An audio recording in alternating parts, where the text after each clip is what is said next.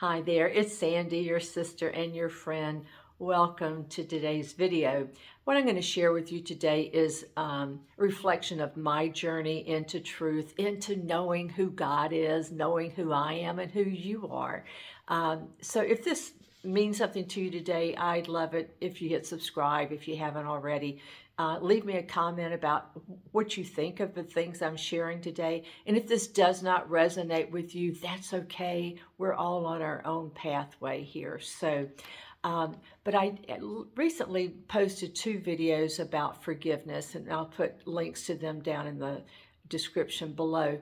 And one of my friends asked the question or made the comment. He said, I find it easier to forgive someone else than to forgive myself. So I thought, well, let's talk about that here today.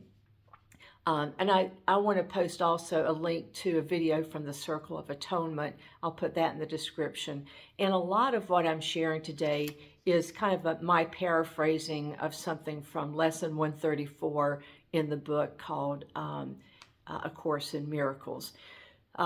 So I want to talk about we can forgive from the world's way, we can forgive from God's way. This is again, what I found to be true. When I look at myself and what I've done with someone else, that something that hasn't worked out well for either one of us, is I may either see that I just made a mistake, what I did wasn't all that bad, what they did was awful, and so I might find superficially that it's easy to forgive myself. Or my ego may do a 180-degree flip, and it may say, no, the other person, they did something that was kind of bad, but I did something that was awful, and I could never forgive myself for that. In both of these cases, what I'm doing is I'm leaving both of us as guilty. My pardoning myself or the other person really hasn't done anything to change our actual nature as guilty sinners.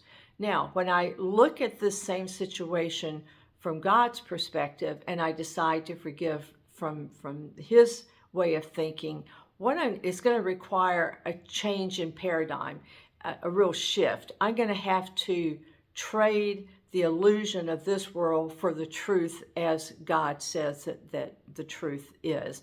And that is, He is the one who's declared us to be innocent, to be guiltless sons of God.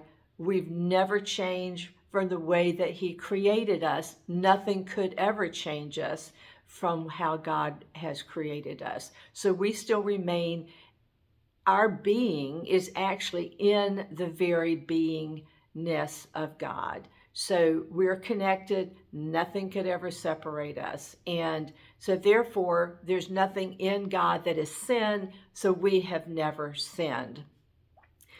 We are just one body in Christ. You might think of us as like each of us being a cell in a body. And if I judge another body part as being wrong, I judge you, and you're in another part of this magnificent body, it impacts the whole body. My judgment impacts the whole body. It actually comes back to impact me. My judgment of you impacts me. Now I may get sad and depressed and even get sick in my part of the body because we're just one body.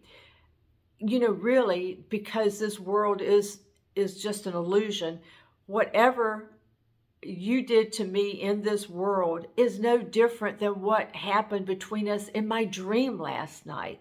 We can really think of this world is the illusion that was created by our collective ego, and it has no more meaning than the meaning that we give to it.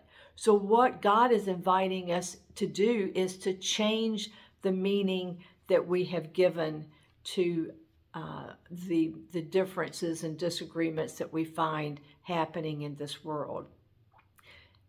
When I judge my brother as having committed a sin or being sinful, what I'm doing is I'm chaining us both up. I've put him in jail as an inmate, but I've put myself as the jailer there, and so now we're both chained up.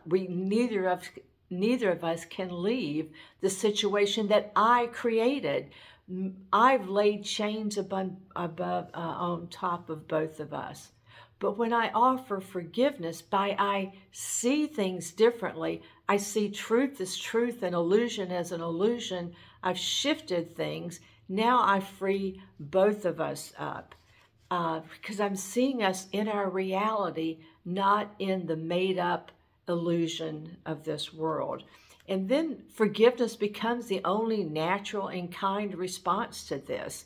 I find deep relief when I see us as we are, and I see this as an error between us and not as sin. I've actually cast a different net over the whole situation. I'm seeing it differently, and that is offering freedom to both of us, and the illusion disappears. So this is how I start to learn to change my mind about how I am going to go about forgiving. I'm going to overlook what's not there, and I'm going to open the way to truth to see what actually is there, the truth of who you are, the truth of who I am. The sin that I thought was there was really never there for either one of us. Now, there are a couple techniques that are listed in this exercise, this 134 lesson. And one of them is to choose a brother that I think has sinned greatly. And as I think about, I might close my eyes and just start thinking of each sin or each offense, each way that he has offended me or someone else. And just think of those, not dwelling on any particular one, just think about them. And as they roll through my mind, I can ask myself this question: do I want to condemn myself for this? Now, this doesn't mean if I did the same thing, would I condemn myself? No. In the act of condemning him, because we share one body, I am actually condemning myself. Is it worth it to me to condemn myself for this as I think about all of his so-called sins? And as I do this, I can actually feel I feel a lightening happening in my heart. I can feel my heart expanding. I'm just enjoying a lightness, and I'm freeing him up because I'm actually saving the whole world from the perception of sin as I'm doing this for my brother, because we're one body. You see, everything we do impacts the whole. The part doesn't operate apart from the whole. Now, we need to practice this, because there's nothing in this world that's going to tell us that this is the way that we that we forgive ourselves. So we're going to have to practice it. So every time I see my brother, a different brother, whatever, doing something that I would normally think of as sin, I can make a statement, something like this, say, Father, help me perceive this as an error, what my brother's doing as an error and not as a sin. And then, isn't it better to forgive him for what I see him doing than to lay this chain upon myself? So we can keep ourselves free of amassing other things that we actually need to that we're just letting go as things are happening. We're perceiving them as errors. We just keep the slate clean. We don't bring things to lay more burdens on him or on ourselves. And as we practice this and we feel this lightness and this freedom, you might say, well, how about the things that I just did? You're practicing this, you're getting free. You're actually getting free because now you're changing your paradigm. You don't see the things that you did as sins either. You made mistakes in this world, but they're just errors that you can now I'm just going to see this differently. I'm not going to lose sight of the fact that I'm the innocent Son of God. And as we free up our brothers and we free up ourselves, and these just keep tied together, one body, what we're going to do is that you can picture going arm in arm with this brother, seeing the illusion of sin as a tiny mad idea, and that you just walk into the gates of heaven together.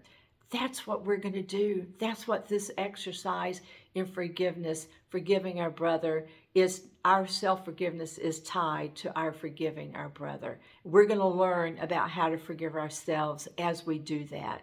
So this is a practice.